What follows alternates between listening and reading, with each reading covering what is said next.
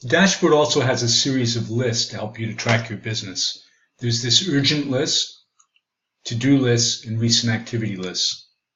Let's start with the first list at top, the urgent list. We notice in the header that there's a series of badges indicating how many outstanding items there are in each of the lists below. And these are clickable. Pending jobs says there's 38. If we click on this, the pending jobs list opens up. Click again and it closes. We can also click in the header of a list to have it open or close. In general, our goal is to get these badge numbers down to 0 or close to 0. For example, unpaid jobs, we'd like to get this down to 0. We want all our jobs to be paid. We want all of our expenses to be paid. We want all of our action items to be closed. There's also a notes tool. This is a great way to keep track of notes that aren't directly associated with a particular customer, a particular job, or a particular lead. So the notes are listed with a category. We have a personal category, appointment, suppliers. You can add any category that you want. The actual note and when it was posted. To add a note, click on the plus and the note form pops up. You can choose a category, or you can create a new category. You enter your note and it's time stamped with the current date and time. You can change that if you want. To edit a note, click on the pencil. That note pops up, allowing you to change it, change the date, change the actual note, even change the category. And of course, to delete a note, just click on the X.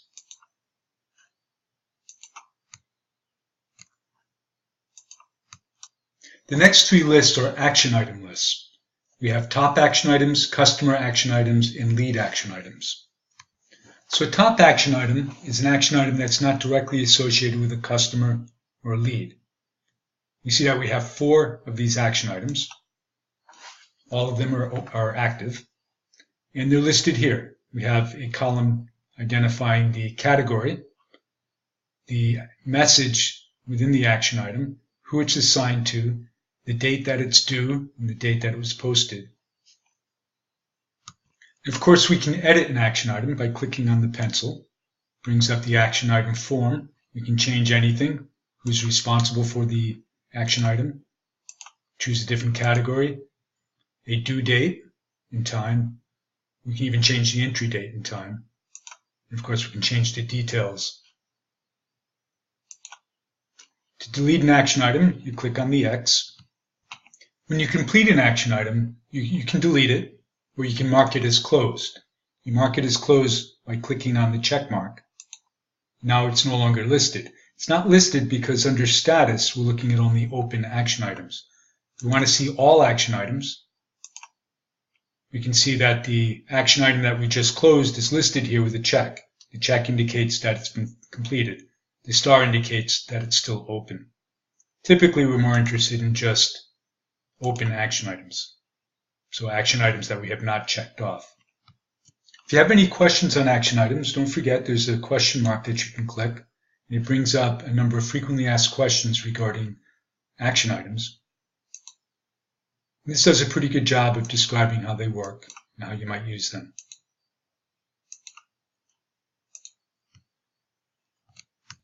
All right, let's take a look at the customer action items. The only real difference between a customer action item and a top action item is that customer action items are connected directly to a particular customer. In this case, we see customer 65, Joshua. This one is Mabel. If you click on the customer, it brings you to the customer form, and you can see the action items are embedded here. So this is the same information that you would see here, except here we're looking at all customer action items that are open.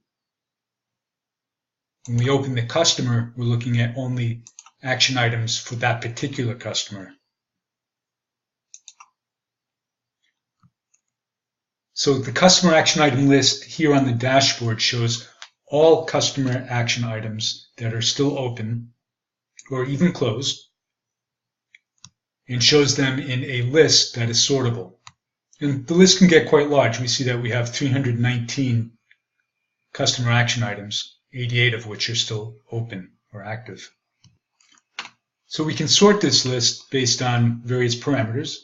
For example, we can decide to look at only action items this week. So we have a much smaller list. We can look at action items that only a particular worker in your company is responsible for.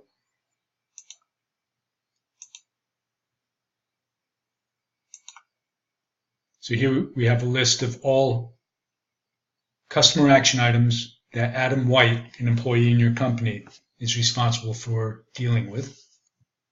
We can choose a category to filter on. So for example, we can choose lunch meetings.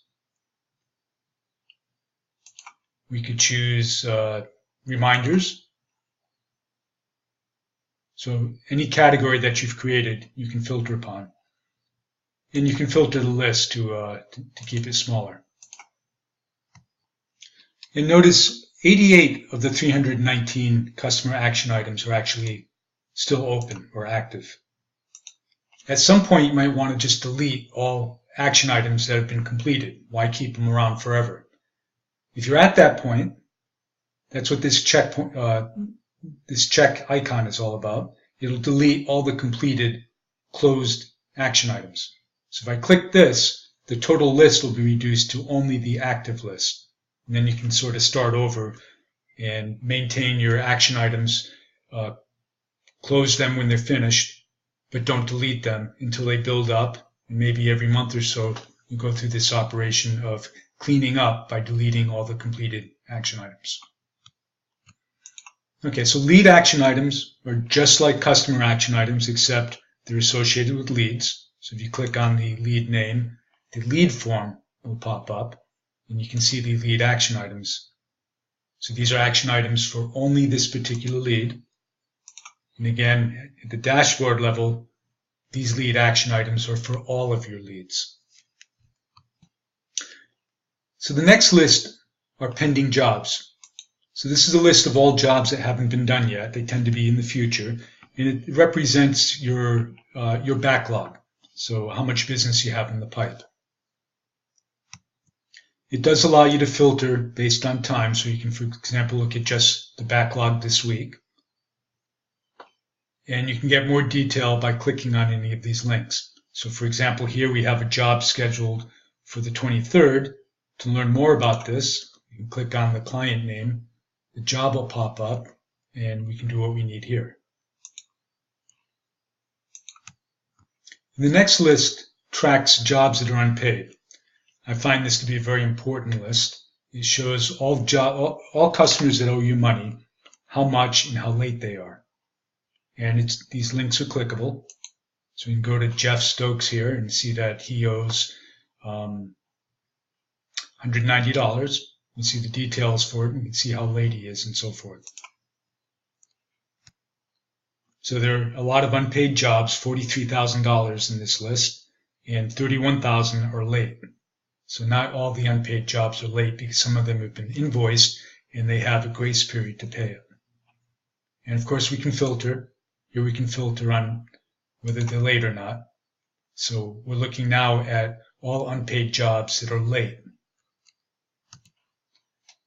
In the final list, unpaid expenses is just like unpaid jobs, except it's looking at your expenses. And these are clickable as well. So for example, this town garage expense, if you click on this, it brings up the expense form, and we can see the details for it. So that completes our discussion of the urgent list, a list of sometimes very important items that you need to monitor, perhaps even on a daily basis.